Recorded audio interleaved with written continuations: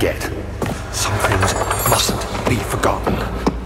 The shadow hunting me. I must hurry. My name is Daniel. I live in London at Mayfair. What have I done? This is crazy. Don't forget. Don't forget.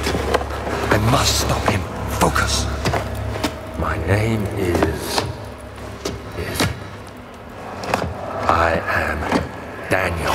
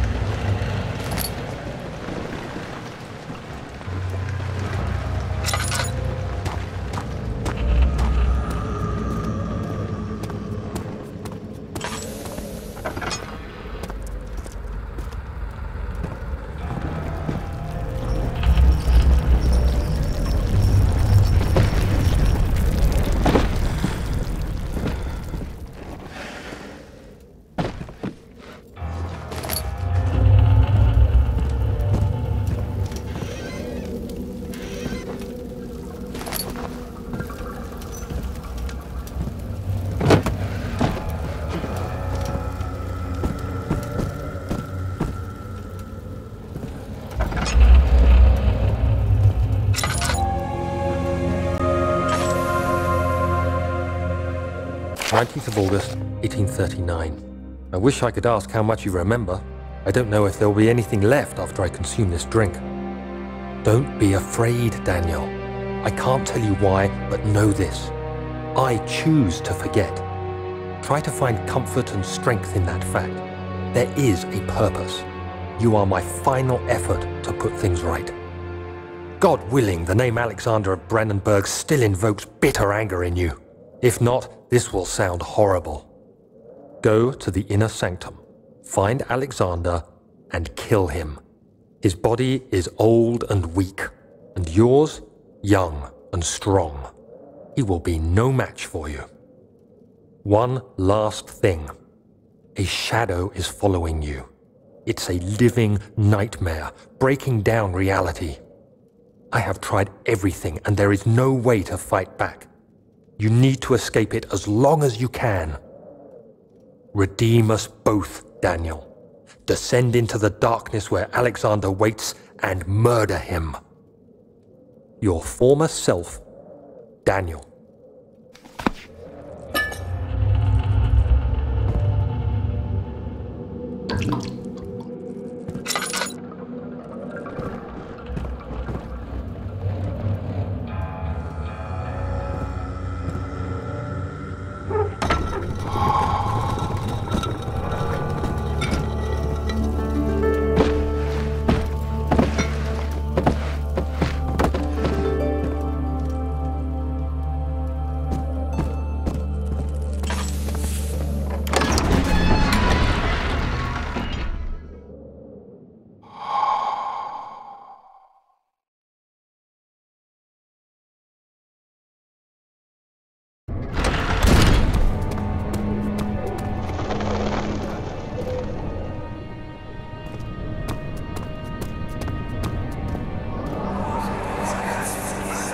Alexander, is it inside the castle? In a manner of speaking. Come, bring the lamp. You've been to the refinery, have you not? I don't believe I have. Is it connected to the... what did you call it? The inner sanctum. My most precious chamber, Daniel. And it lies well beyond the refinery. In fact, it lies beneath the very stone of Brandenburg.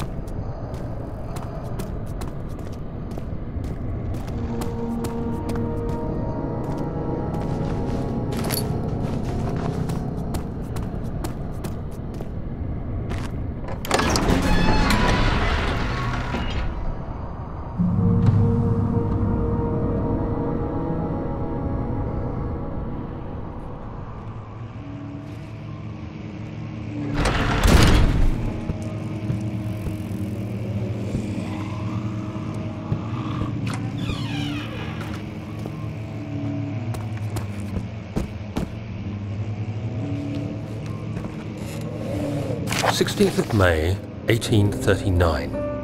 The unflinching African sun has continued to plague our expedition, making it impossible to dig until dusk.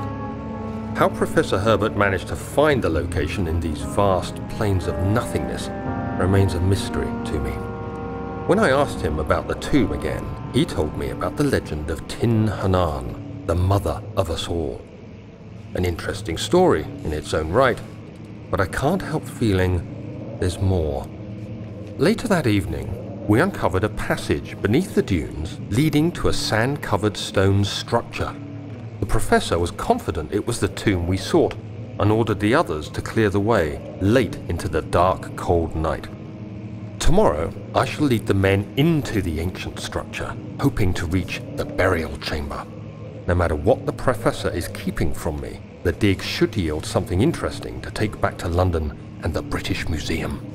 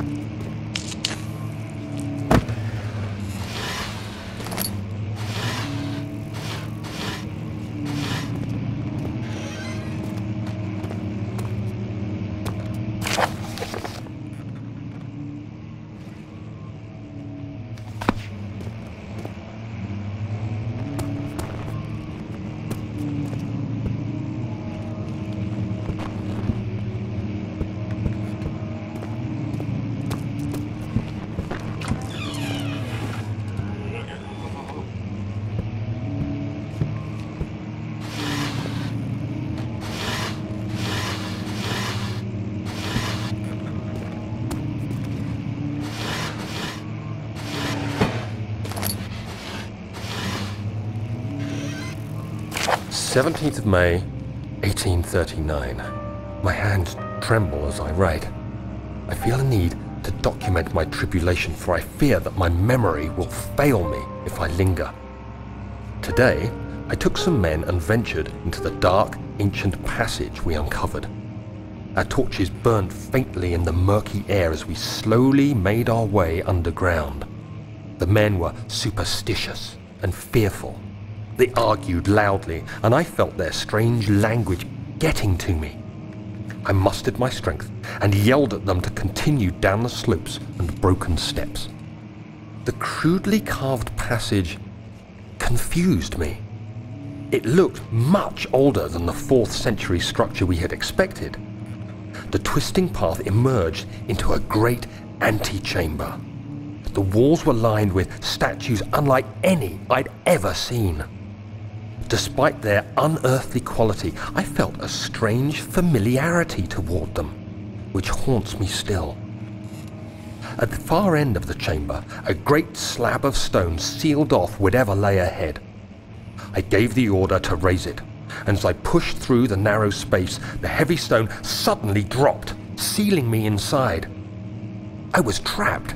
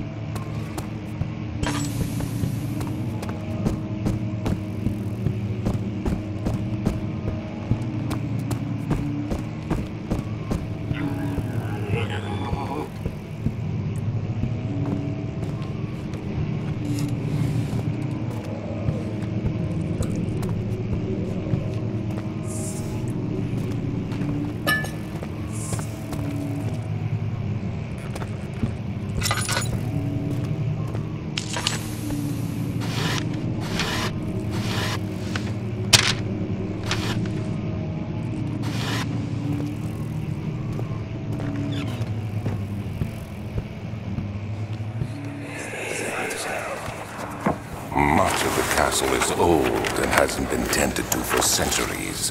When the shadow arrives, it won't take long until things start falling apart. We're just buying time anyway. Let's do what we can. There isn't much to be done about the wars. We should reinforce weak structures. The ground will tremble and there's a risk everything will cave in on us, especially downstairs. Here, and there. Let's get the servants working on it.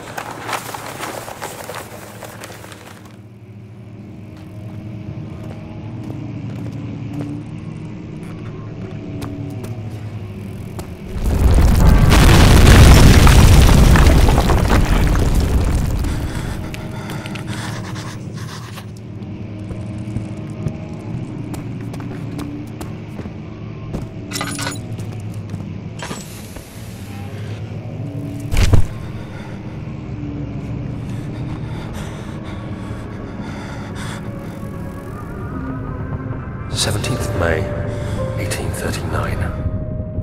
After pounding the unforgiving stone wall for what seemed like an eternity, I realized it was hopeless.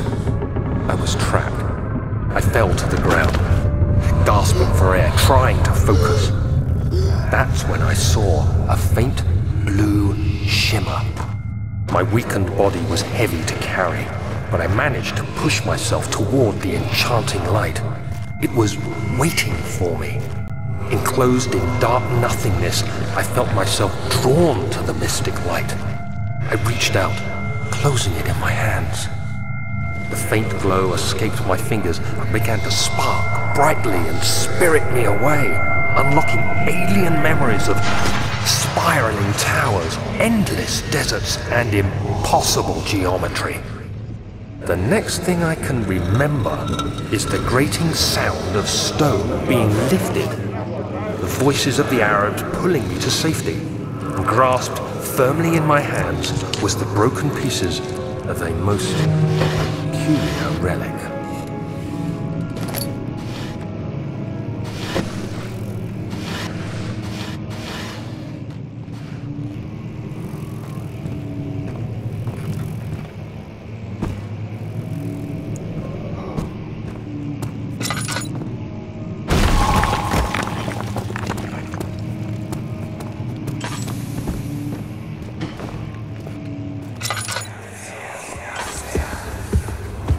You have to be swift when you activate the first one. You hear that? If it stops, you'll have to start over.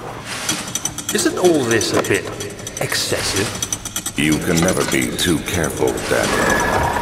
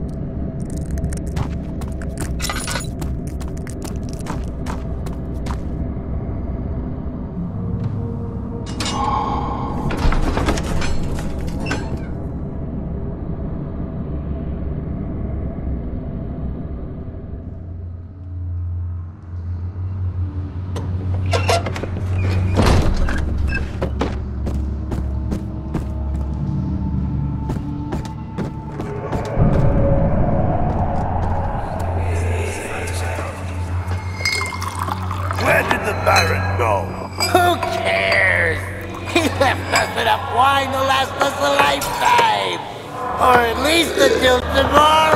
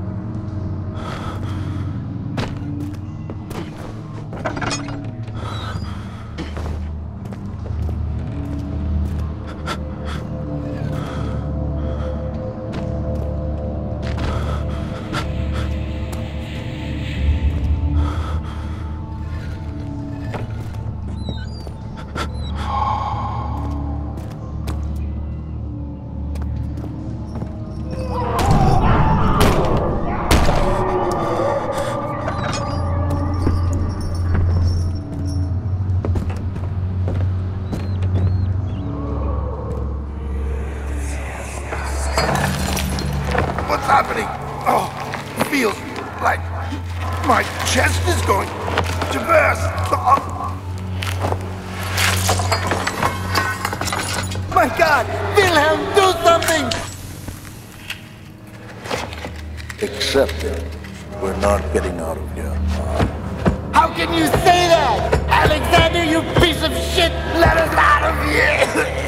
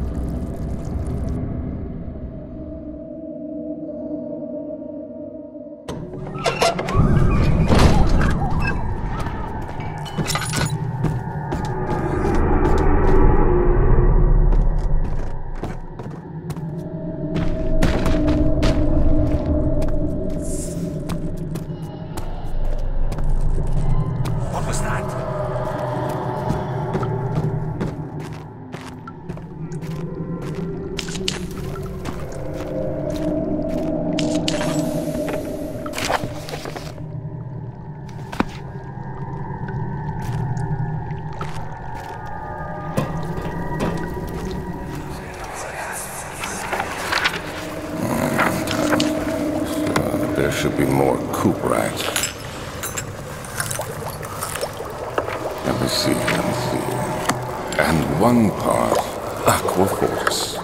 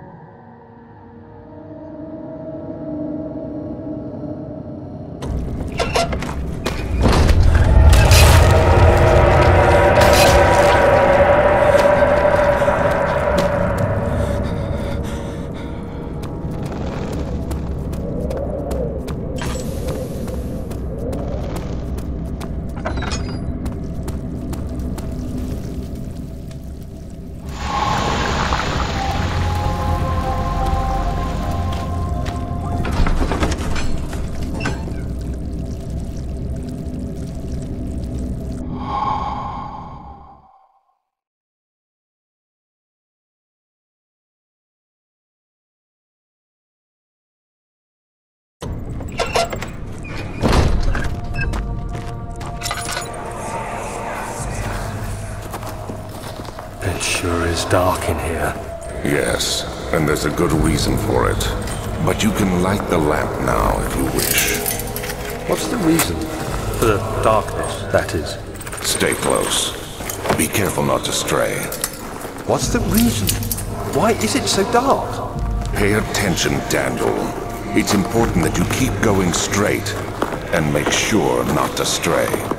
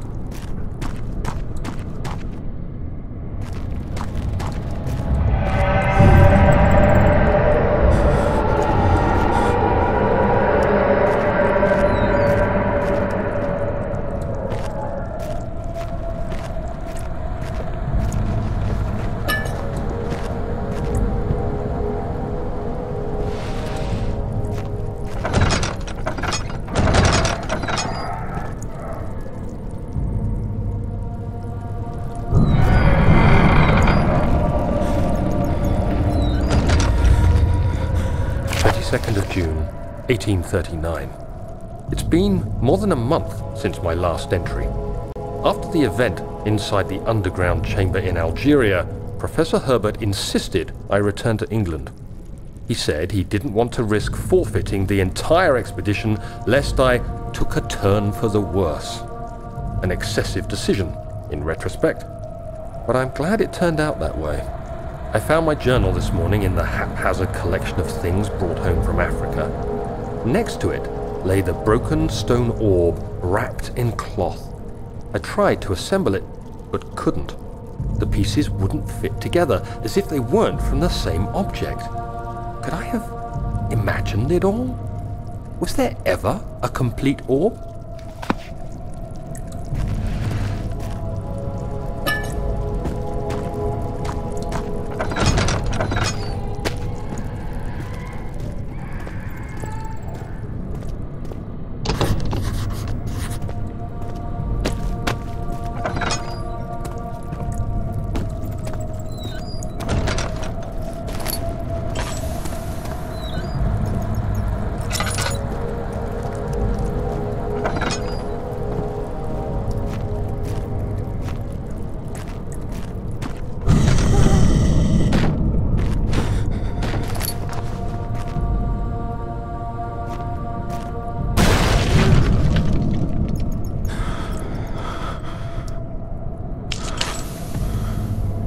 Of June, 1839.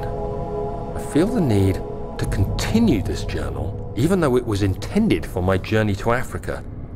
This must be something very important. I just know it. I've taken it upon myself to piece the orb back together, but it's been more difficult than one might think. The pieces are behaving strangely. They seem to change color, shape, and texture, but ever so slightly. Yesterday, I took careful measurements and notated any significant markings. Today, I confirmed my suspicions. They were changing. I was terrified and rushed off to see the finest geologist in London, Sir William Smith. I approached the subject with care and we discussed how rocks change form. He told me about the nature of glass, how it eventually collapses on itself, like ice slowly melting over the course of centuries. Smith eased my mind a bit, but I can't escape the feeling that these shards have otherworldly properties.